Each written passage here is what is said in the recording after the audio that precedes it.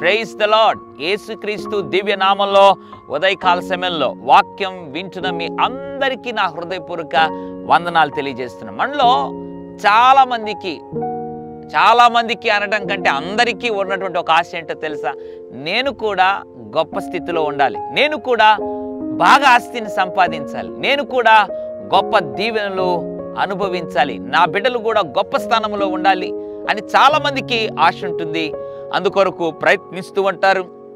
కొంతమంది ప్రార్థన చేసుకుని ప్రయత్నిస్తూ ఉంటారు. కొంతమంది ఎట్లయినా మంచి ఆస్తి సంపాదించాలి, మంచి పేరు సంపాదించాలి, డబ్బుంటేనే సమాజంలో విలువని రకరకాల ప్రయాసపడుతూ ఉంటారు. అయితే దేవుడు కూడా మనల్ని ఆస్తికర్తలుగా చేయాలని ఆశపడుతున్నాడు.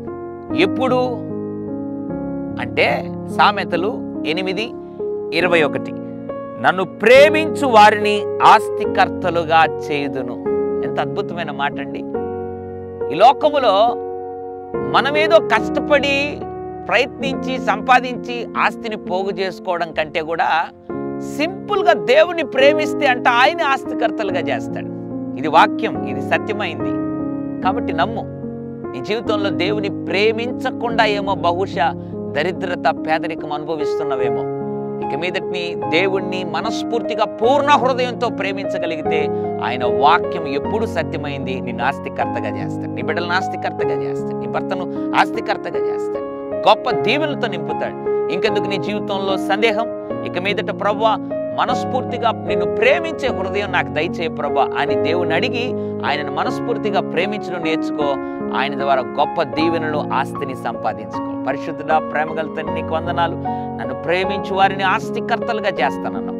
ఎంతమంది అయితే ఉదయకాల సమయంలో ప్రభువా నిన్ను ప్రేమించాలని తీర్మానం తీసుకుంటున్నారో, నమ్మకంగా నీ కొరకు జీవించాలని తీర్మానం తీసుకుంటున్నారో, నిన్నుగా ప్రేమించాలని తీర్మానం ఎవరైతే తీసుకుంటున్నారో వారిని దర్శించి నీ ప్రేమలో వారిని స్థిరపరిచి గొప్ప ఆస్తికర్తలుగా చేసి దీవించమని యేసు నామములో ప్రార్థిస్తున్నాను తండ్రి.